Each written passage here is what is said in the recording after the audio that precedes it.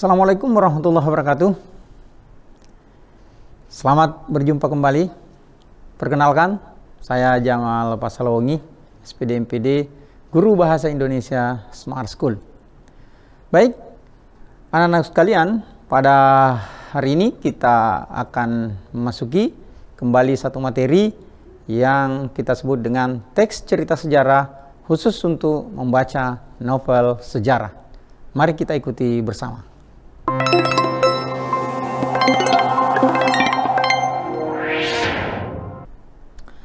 Nah, adik-adik sekalian, kali ini kita akan membahas kembali teks cerita sejarah, khusus pada bagian membaca novel sejarah. Nanti kita akan melihat bagaimana novel sejarah. Kita akan melihat, oke. Nah, apa sih sebenarnya tujuan pembelajaran kita hari ini? Jadi tujuan pembelajaran kita hari ini adalah untuk mengetahui apa dan bagaimana struktur dari novel sejarah itu. Kalau saya bertanya kepada anak-anak sekalian, pernahkah kalian membaca atau melihat novel-novel seperti ini? Tenggelamnya kapal Van der Wijk, kemudian Asmara Berdarah Ken Arok Ken Dedes, terus Bumi Manusia, kemudian novel Pangeran Diponegoro, lalu ada Gadis Kretek, Ronggen Duku Paruk, dan Gajah Mada. Nah, kenapa dengan novel-novel ini? Karena novel-novel ini itu dikategorikan sebagai novel sejarah. Nah, kenapa dikategorikan sebagai novel sejarah, novel-novel yang saya sebutkan tadi ini? Apa bedanya dengan novel-novel yang sering kalian baca? Mungkin kalian pernah membaca Negeri Lima Menara, atau kalian pernah membaca Laskar Pelangi Andrea Hirata, atau kita pernah membaca Surga yang Tidak Dirindukan. Ini sekarang semua sudah menjadi film. Kemudian kita pernah membaca Tereli, Pergi, Pulang, ya, Langit, Bumi, Matahari. Atau kita pernah membaca Ketika Cinta Bertasbih, ya, Habibur Rahman Inspirasi. Nah, jangan lupa kita juga pernah mungkin membaca Sajak Rindu dari G.G. Mapangewa. Atau kalian lebih suka novel-novel yang berasal dari karya teman-teman kalian di Wattpad. Seperti siapa yang terkenal? Mariposa saat ini, ya. Atau masih dari Wattpad? Ya, Assalamualaikum Calon Imam. Nah, apa bedanya novel-novel yang sering kalian baca dengan novel yang saya sebutkan tadi ini? Ya, seperti Tenggelamnya Kapal Van der Wijk, Gajah Mada, novel Pangeran Diponegoro. Ya.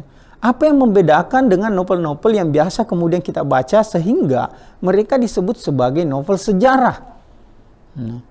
Nah, ternyata bedanya karena ini. Karena di dalam novel-novel ini, ya, ada fakta sejarahnya. Tapi ingat, karena dia adalah sebuah novel, dia adalah sebuah cerita, maka imajinasi adalah salah satu yang mengakibatkan novel ini menjadi novel sejarah. Jadi di dalam novel ini ada fakta sejarah yang dikisahkan secara imajinatif. Itulah kenapa kemudian mereka disebutkan dengan novel-novel sejarah. Nah, ini dia. Sehingga pengertian dari novel sejarah itu, ya, adalah sebuah cerita yang memiliki fakta atau nilai kesejarahan yang disajikan secara naratif atau deskriptif dengan gaya imajinasi yang kuat. Nah, jadi inilah pengertian dari novel sejarah. Tapi sebelum kita membahas lebih jauh tentang struktur novel sejarah itu, kita harus membedakan dulu, ya, apa sebenarnya menjadi bagian dari teks sejarah dan teks novel sejarah itu. Nah, Karena hal ini penting, masih ada yang bisa membedakan bahwa ternyata ada perbedaan antara teks sejarah dan novel sejarah ini. Nah, pertama kita ke teks sejarah dulu. Teks sejarah itu dituntut menunjukkan hal-hal yang memang pernah ada atau pernah terjadi. Nah, seperti itulah teks sejarah. Jadi harus ada fakta yang melandasi sehingga kita bisa membuat teks sejarah. Kemudian yang kedua, tidak dapat ditambahkan atau direka-reka. Sejarah itu sejarah boleh tidak buat direka-reka dan dimandasikan karena sejarah itu adalah yang telah terjadi. Kemudian yang ketiga, terdapat hubungan fakta satu dengan fakta yang lain. Maksud begini, kejadian yang ada pada hari ini itu ditentukan oleh kejadian sejarah pada masa lalu. Jadi adanya hari ini berarti ada faktanya masa lalu. Nah, seperti teks sejarah. Kemudian terikat pada fakta mengenai apa, siapa, kapan dan di mana. Contoh yang saya akan ulas nanti ada cerita tentang Lapatau Raja Tau itu yang ke-6 yang itu Lapatau Raja Raja Bone ya. Ini saya sampaikan sebelumnya supaya tidak ada ruan. Apalagi di sini nanti akan anak-anak dari Kabupaten Bone yang mendengarkan. Nah, ikat pada fakta mengenai apa yang akan kita bahas? Siapa Lapatau? Kapan? Di Tanete, Kabupaten Baru. Raja ke-16. Di mana? Di sana. Kabupaten Baru tadi itu. Jadi faktanya ada. Karena faktanya ada, maka kalau dia dimasukkan dalam teks dalam sejarah, maka kita hanya membicarakan siapa, kapan dan di mana kejadiannya. Itu harus jelas. Kemudian selanjutnya kejadian dikisahkan harus sesuai dengan kenyataan yang pernah terjadi. Tidak boleh reka-reka sejarah. Kejadian itu harus pernah terjadi. Kalau tidak pernah terjadi, maka kita masukkan sebagai fakta sejarah. Tidak bisa ditulis dalam teks sejarah. Nah, itu. Kemudian kalau teks novel sejarah, maka karena dia novel sejarah, dapat menggambarkan sesuatu yang tidak pernah ada atau terjadi, semuanya bersumber dari reka-reka. Contoh pada novel Dipanegoro misalnya. Dipanegoro itu fakta, kehadirannya ada, ya, makamnya ada, dan itu adalah pahlawan nasional kita. Tetapi pada novel Dipanegoro diceritakan ketika dia mendaki ke atas gunung, dia kemudian dikejar oleh Belanda bersama dengan pasukannya, ya. Ada perasaannya di situ, ya, perasaan emosionalnya, ya. Atau misalnya pasukan bercerita, itu tidak di data sejarah, tetapi Pangeran Dipanegoro itu adalah fakta sejarah. Sedangkan ketika masuk ke novel sejarah, maka semua tokoh-tokoh yang mengikutinya itu bisa saja rekaan, bahkan tempatnya pun boleh rekaan. Nah, itu. Nah, kemudian yang kedua, pengarang bebas mencipta dengan imajinasi mengenai apa, kapan, siapa dan di mana. Yang penting ada kilasan sejarahnya, maka kita tidak peduli pengarang tidak terlalu peduli ya kapan, di mana, siapa, yang penting dia terkait dengan kilasan sejarah yang sudah ada. Nah, kemudian ketiga, rekayasa pengarang mewujudkan cerita yang utuh. Sesekali ada relevansinya dengan situasi sejarah. Ini yang saya katakan tadi. Ada relevansinya dengan situasi sejarah, tetapi pengaranglah yang kemudian mewujudkan cerita itu menjadi sebuah kesatuan yang utuh. Nanti kita akan pelajari pada strukturnya. Kemudian yang keempat, pengarang tidak terikat pada bukti, berkas atau saksi. Kalau kita dalam novel sejarah, ya, kita tidak peduli bukti, saksi, ya, karena kita tidak terikat pada fakta sejarahnya, tapi kita pada imajinasi sejarahnya. Nah, contoh misalnya pada kejadian yang kita lihat di dalam buku teks itu ada Borobudur. Ketika kita menjelaskan teks sejarah Borobudur, maka di sana akan diketahui siapa yang menciptakan, ya, siapa yang membangun Borobudur, berapa lama Borobudur dibangun. Tetapi kemudian kita masuk pada teks novel sejarah, Maka kita bisa berbicara tentang orang-orang yang terkubur di bawah kaki Borobudur, yang membangun Borobudur itu, ya, perasaannya ketika membangun, ya, amarah yang terjadi dan sebagainya, itu kita tidak perlu bukti, berkas atau saksi. Oke. Kemudian kejadian yang diceritakan semuanya adalah hasil imajinasi pengarang semata. Nah, itu.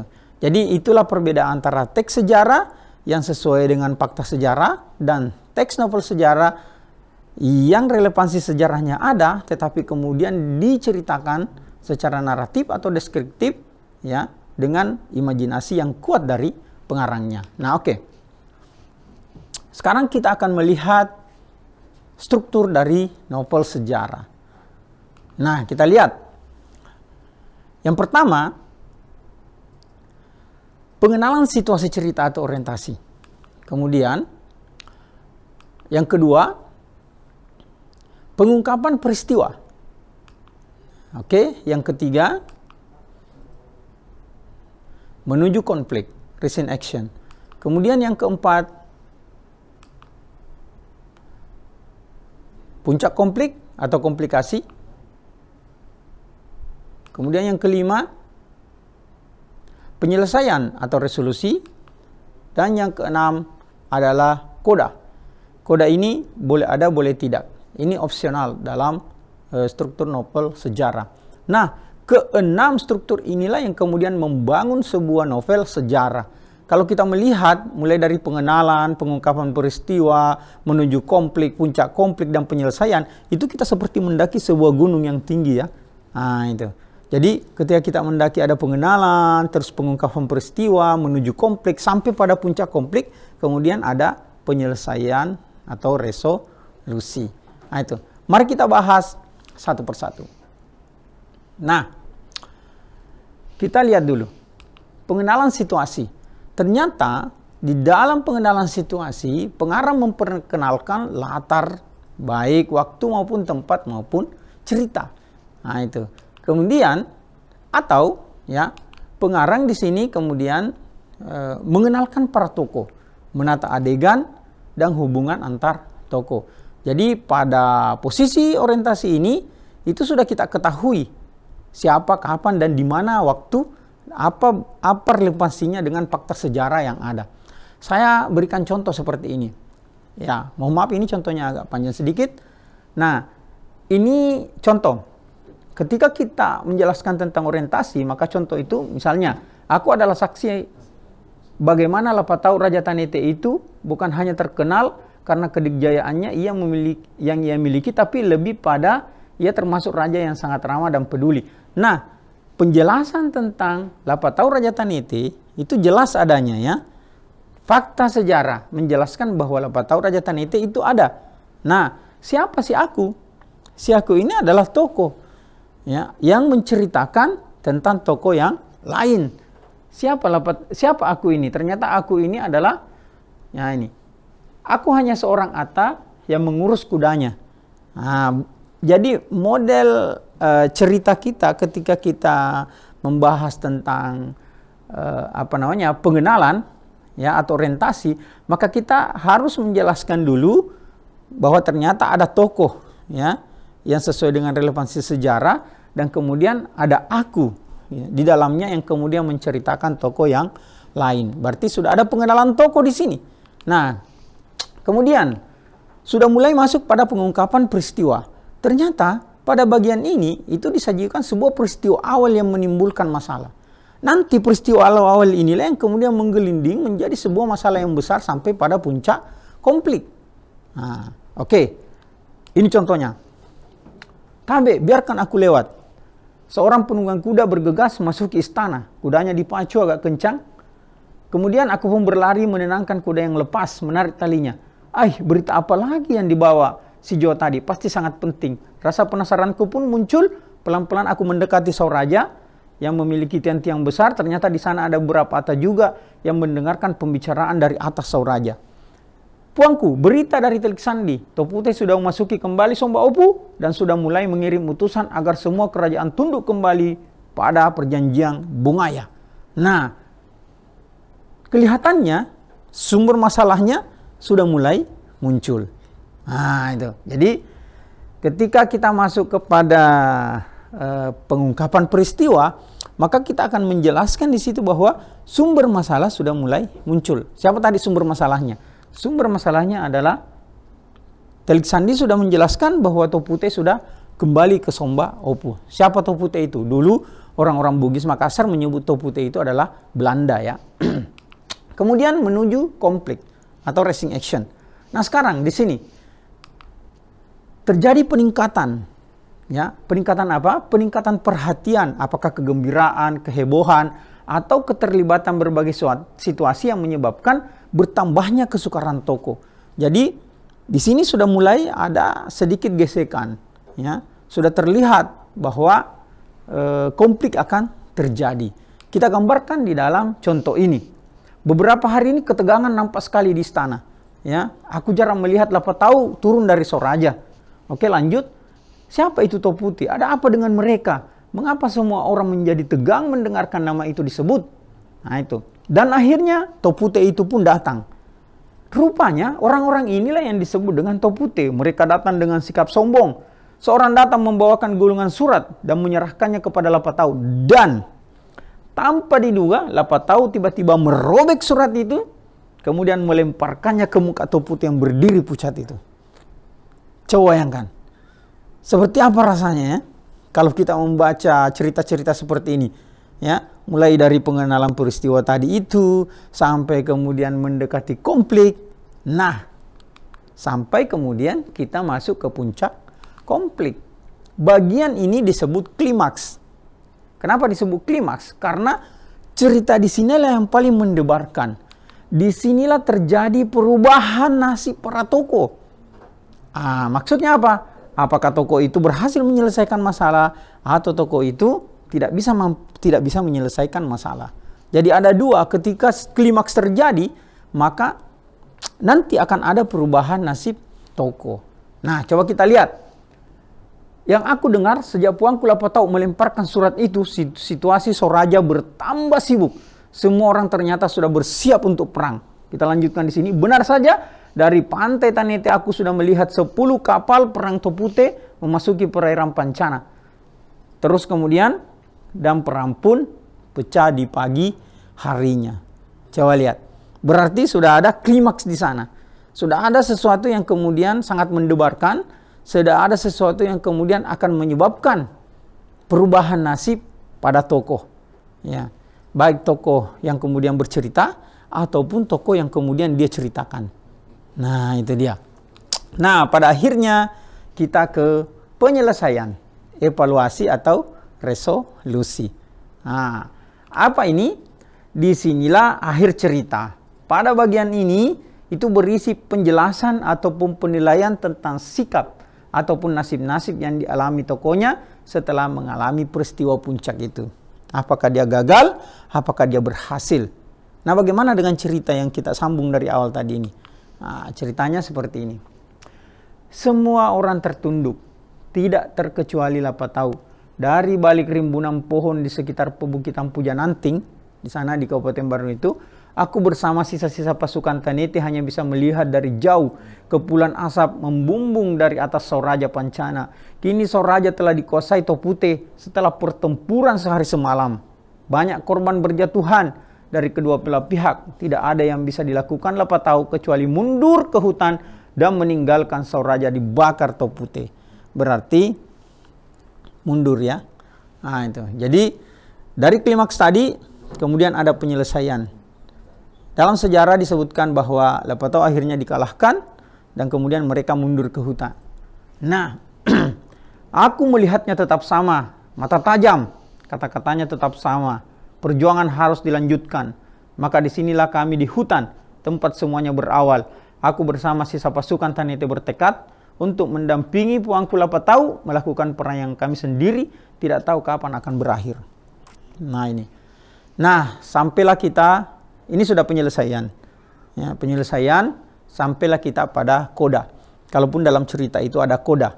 Kadang juga koda itu tidak disebutkan secara langsung oleh pengarang, tetapi kita bisa memahaminya secara eksplisit. Nah, Apa itu coda? Coda itu berupa komentar terhadap keseluruhan cerita. Dia boleh berupa kesimpulan, ya, atau dalam bentuk nasihat kepada pembaca. Contoh, ini bisa kita lihat ya. Pagi ini di dalam rumah tua milik Sanai, nama orang, beberapa orang berkumpul. Tubuhku juga rasanya tidak sanggup bergeser dari tempatnya. Sudah 10 tahun perjuangan melawan Tau Putih. Banyak teman, sahabat yang telah mendahului kami, lisu ripamasena Allah Ta'ala. Itu bahasa Bugis ya. Artinya sudah meninggal. Dan juga tampaknya Puangku Lapatau kini sudah mulai sangat lemah, dikelilingi beberapa keluarganya. Ia tidur melentang di antara mereka, mata tajam itu kini hanya terpejam, tidak bertenaga lagi. Aku menitikkan air mata di atas pusara Lapatau. Ini air mata pertamaku sejak aku dijadikan Ata olehnya. Tapi kini aku telah dibebaskan, bahkan telah mengangkatku sebagai saudara seperjuangannya. Dia telah pergi, tapi dia mengajarkan kami makna perjuangan membela Tanete. Tanah kelahiran, tanah air kami yang dibelanya dengan semangat pantang menyerah. Pergilah Lapatau, lelaki tak mengenal takut itu pun pergi untuk selamanya dengan gelar Anumerta Matinroeri Salokmoni. Jadi fakta sejarahnya Lapatau akhirnya meninggal, ya, dan diceritakan di dalam sejarah bahwa dia disebut dengan gelar Anumerta Matinroeri Salokmoni. Itu fakta sejarahnya. Nah, tetapi siapa Sanai, siapa aku, itu tidak ada di dalam fakta sejarah, tetapi hanya ada di dalam cerita sejarah. Nah, seperti itulah kira-kira ketika kita masuk pada koda. Mana kodanya? Kodanya adalah ini. Ya, pada bagian bawah ini dikatakan bahwa mereka mengajarkan kami makna perjuangan membela Tanete, membela tanah air yang tercinta dari penjajahan Tau Putih atau Belanda pada saat itu. Nah, inilah kira-kira, dan itu tadi semua yang kita jadikan contoh itu berasal dari buku ini. Ini buku saya ya. Judulnya adalah Lapatau, Lelaki Tak Mengenal Takut. Nah, oke. Kesimpulan kita pada kesempatan ini adalah bahwa ternyata dari struktur novel sejarah ini, mulai dari pengenalan situasi, ya, pengungkapan peristiwa, menuju konflik, puncak konflik, dan penyelesaian, resolusi, dan kemudian koda, itu kita, sekali lagi saya katakan, kita seperti mendaki sebuah gunung, ya. Ketika kita membuat sebuah cerita dengan model seperti apa yang saya contohkan tadi ini, ya, nanti pada pertemuan berikutnya bagaimana sih membuat cerita-cerita yang seperti ini. Nah, mudahnya itu adalah kita mencoba menyelami dulu fakta sejarah apa yang kemudian kita bisa jadikan sebuah cerita. Nah, itu fakta sejarahnya apa? Fakta sejarahnya tadi siapa? Lapatau, Raja Tanete. Ada di dalam sejarah dan tertulis, ya, dalam tinta emas sejarah kerajaan Tanete. Nah, sekarang kita mau jadikan dia sebagai sebuah objek di dalam pembuatan cerita sejarah kita.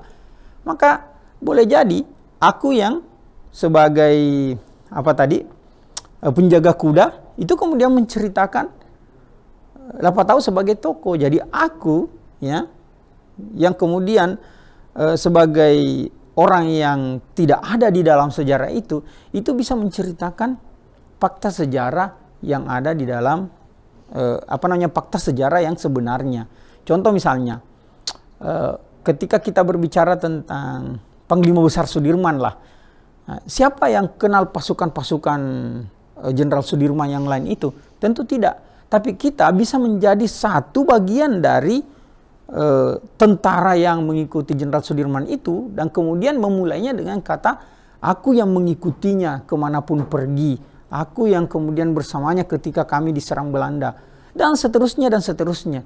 Jadi seperti itulah kira-kira mudahnya kita membuat sebuah novel sejarah atau cerita sejarah, baik itu cerpen yang berkaitan dengan sejarah maupun dengan novel sejarah itu sendiri. Nah, dengan memperkenalkan keenam struktur ini, maka kita akan lebih mudah untuk membuatnya. Kita membuat pengenalan situasi, kita kemudian mengungkapkan peristiwa, kemudian ada konflik. Jadi ingat, setiap cerita itu harus ada konflik di dalamnya. Karena dengan konfliknya, sebuah cerita kemudian enak dibaca. Ya. Kalau tidak ada konflik, datar-datar saja, bagaimana sebuah cerita bisa menyebabkan pembaca senang? Ya, kalau dia tidak punya konflik. Karena dengan konflik, pembaca kemudian tahu, luar biasa ini cerita, ada konfliknya. Dan kemudian pembaca pasti ingin tahu ending dari sebuah cerita. Nah, itu. Ending dari sebuah cerita adalah resolusi atau evaluasi dan kemudian koda. Nah, itu. Nasihat-nasihat yang kemudian disampaikan oleh kita sebagai pengarang kalau kita yang membuat cerita. Nah, seperti itu kira-kira anak sekalian. Bagaimana? Masih semangat ya? Nah, sekarang coba kita kerjakan soal dulu ya. Nah, ini dia. Mari kita lihat soalnya. Ini ada soal 1. Berikut ini adalah pernyataan tentang novel sejarah kecuali A. dapat saja menggambarkan sesuatu yang tidak pernah ada. B. Novelis sepenuhnya bebas untuk menciptakan imajinasi. C. Faktor perekayasa, pengarang lah yang mewujudkan cerita sebagai suatu kebulatan. D. Pelaku-pelaku, hubungan antar mereka, kondisi dan situasi hidup masyarakat kesemuanya adalah hasil imajinasi. Dan E. Apakah kita dituntut untuk menunjuk kepada hal-hal yang memang pernah ada atau terjadi? Nah, oke. Nah, silahkan dijawab ya. Nah, oke, saya kira jelas ya. Kalau kita melihat pada pernyataan-pernyataan ini, maka tampaklah bahwa ternyata kita bisa melihat E yang kemudian menjadi jawabannya. Ya, oke. Karena semua ini ya, semua ini itu adalah ciri dari sebuah novel sejarah. Kemudian yang kedua, nah itu. Siapa yang terbunuh di Balai Geringsing? Lurah prajurit Anjar Langse. Akan tetapi bahwa pembunuhan itu terjadi di tempat itu membuat Gajah Mada penasaran. Apalagi yang terbunuh adalah Anjar Langse yang belum lama berpapasan dengannya. Kalau kalian melihat kutipan ini, kira-kira ya, kira-kira dia sudah masuk di strukturnya. Jadi pertama tentu kita harus mengetahui enam struktur itu kan. Nah, dia masuk struktur di mana ini kira-kira? Kalau melihatnya ini apakah dia resolusi, sudah penyelesaian? Tentu belum ya. Nah, apakah dia koda? Kita tidak melihat ada koda di sini. Terus kemudian apakah orientasi? Oh, ini kayaknya sudah masuk ke dalam ini. Ya. Nah, apakah menuju konflik atau konflik? Tampaknya kita mencurigai dua hal ini. Nah, tetapi ketika kita melihat bahwa Gajah Mada belum ada perubahan pada keadaan Gajah Mada, ya, dia baru mulai ceritanya untuk melakukan pengungkapan peristiwa, baru terlihat pada belum sampai ke konflik, maka kita sepakat bahwa ini adalah baru menuju konflik, belum konflik yang sesungguhnya. Nah, itu. Oke. Kemudian selanjutnya, ya. Selanjutnya pengenalan situasi. 1 ya. 2 menuju konflik, 3 penyelesaian, 4 koda, 5 pengungkapan peristiwa, 6 puncak konflik. Nah, struktur yang benar yang mana? Nah, ini struktur novel sejarah secara berurutan. Struktur novel sejarah secara berurutan yang mana di sini? Nah, saya kira kalau kita sudah pelajari tadi apa yang Bapak sebutkan, maka kita sudah bisa menjawabnya. Nah, mari kita lihat. Tentu dimulai dari mana? Ya, tentu dimulai dari pengenalan situasi. Terus kemudian apa? Apakah langsung menuju konflik? Tidak ya. Kita dulu kemana? Nah, pengungkapan peristiwa. Setelah pengungkapan peristiwa, barulah kemudian kita menuju konflik. Setelah itu, barulah puncak konflik, kemudian penyelesaian kemudian yang terakhir adalah koda. Jelas sekali bahwa jawabannya adalah A. Oke? Nah, itu dia. Nah,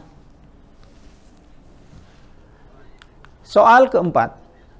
Perhatikan kutipan berikut ini. Seorang lelaki Bugis, ya, seorang lelaki Bugis datang. Ia tak dapat dikatakan muda, tingginya lebih kurang 1,60 meter, umurnya mendekati 40, berbaju dan bercelana serba hitam, memakai pasapu ya di kepala. Kemudian sebilah kawali, senjata khas orang-orang Bugis, terselip pada pinggangnya. Kumisnya melintang dengan tatapan mata tajam. Nah, kira-kira kalau anak-anakku memperhatikan, ini tentang deskripsi. Deskripsi adalah penggambaran. Apa yang digambarkan teks ini? Nah, coba perhatikan apa yang digambarkan teks ini. Apakah teks ini menggambarkan latar? Apakah teks ini menggambarkan tokoh? Apakah teks ini menggambarkan waktu? Atau teks ini menggambarkan tempat, ya? Nah, oke. Ternyata kalau kita melihat seorang lelaki Bugis, maka jelas sekali bahwa dia sedang menggambarkan tokoh. Oke. Nah, sekarang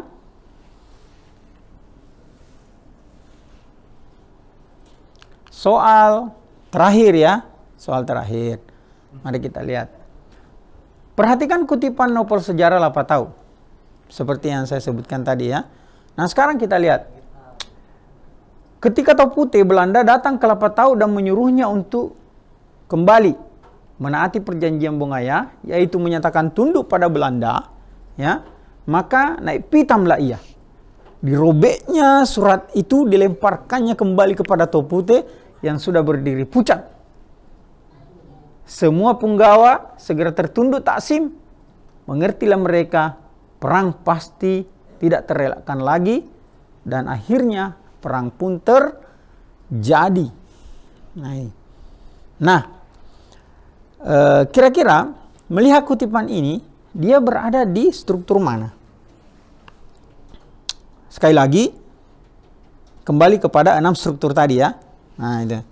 Nah, apakah dia resolusi? Apakah kita melihat di sini ada penyelesaian? Sepertinya belum, ya. Ya. Apakah kita di sini sudah melihat koda? Sepertinya tidak ada koda di sini. Nah, apakah kita melihat ada orientasi? Apakah ini sepertinya baru cerita permulaan? Saya kira bukan. Nah, kita lihat lagi. Atau ini baru pengungkapan peristiwa? Saya kira bukan. Karena ini sepertinya sudah masuk pada sebuah peristiwa. Bahkan sudah melalui sudah melalui proses untuk masuk kepada apa yang kita sebut dengan, ya, konflik. Nah, ternyata karena perang sudah terjadi, ya, berarti sudah puncak konflik. Nah, ini dia. Berarti kita sudah masuk pada puncak konflik. Nah, luar biasa. Kita sudah melalui 5 tahapan soal yang kita perhatikan tadi. Nah, jadi dari ke-6 struktur yang kita bahas tadi ini, mudah-mudahan ini bisa menjadi perhatian kepada anak-anak sekalian bahwa ternyata di dalam membuat novel sejarah atau teks cerita sejarah ini, itu kita harus memperhatikan ke-6 struktur ini. Kalau ke-6 struktur ini ada, maka kita bisa dengan mudah membuat novel sejarah. Mudah sekali. Kenapa? Karena cerita sejarah itu harus berlandaskan fakta. Dan kita semua tahu bahwa ada saja fakta-fakta sejarah. Ya, banyak fakta sejarah di sekeliling kita. Kalau saya mengangkat tadi tentang Lapatau ini, itu karena fakta sejarah ini dekat di sekitar sekolah saya, dekat dengan anak-anak didik saya, sehingga mereka dengan mudah mengetahui bahwa fakta sejarah itu ada. Nah, sekarang saatnya mereka kemudian untuk membuat cerita sejarah sendiri, ya, mengenai Lapatau tadi ini. Dan salah satu caranya adalah kita bisa menjadi orang yang kemudian melihat tokoh, ya, dengan menggunakan pendekatan orang pertama, atau kita bisa menggunakan pendekatan orang ketiga, yaitu menyebutkan nama, atau lebih mudahnya kita menjadi orang pertama, aku yang kemudian melihat Lapatau, atau aku yang kemudian melihat Diponegoro, aku yang kemudian melihat siapa saja yang kemudian ada fakta sejarah, atau aku yang melihat pembangunan Borobudur itu. Tidak menjadi masalah, karena fakta sejarahnya ada, sementara imajinasinya bisa kita kembangkan. Ya, aku yang melihat pembangunan Borobudur itu, aku bersama dengan 5 temanku, ya, dari beberapa daerah yang kemudian dikumpulkan. Kami menyatu dalam pekerjaan bersama-sama untuk membangun Borobudur dan menempatkan stupa yang paling besar di atas puncak Borobudur itu. Apa yang kami lakukan? Nah, semua itu bisa kita gunakan untuk membuat cerita sejarah. Nah, inilah yang saya sampaikan pada kesempatan ini. Kalau misalnya ada pertanyaan, ada masukan dari anak-anak sekalian, kalian bisa mengirimkannya ke ini jamaljulo@gmail.com atau langsung WA saya 085 242 099 140. Nah, jadi semangat semua, kita bisa untuk membuat novel sejarah ini, dan kita bisa kita bisa mengambil pelajaran ketika kita berhasil membuat sebuah teks sejarah. Salah satu yang menjadi fungsi dari teks sejarah itu adalah kita bisa memahami sejarah, dan kita kemudian bisa mencari mana yang baik dari sejarah itu dan kemudian melanjutkannya hingga sekarang ini. Karena kita tahu bahwa kita ini adalah bagian dari sejarah. Kita semua ini adalah bagian dari sejarah. Kita adalah bangsa yang besar, ya, adalah bangsa yang mengetahui sejarahnya. Nah, oke. Inilah yang saya sampaikan. Mudah-mudahan bermanfaat bagi kita semua. Untuk anak-anakku, semangat belajar. Sampai berjumpa kembali pada pembelajaran berikutnya. Salam Smart School. Ya, generasi Smart School berkarakter cerdas. Assalamualaikum warahmatullahi wabarakatuh.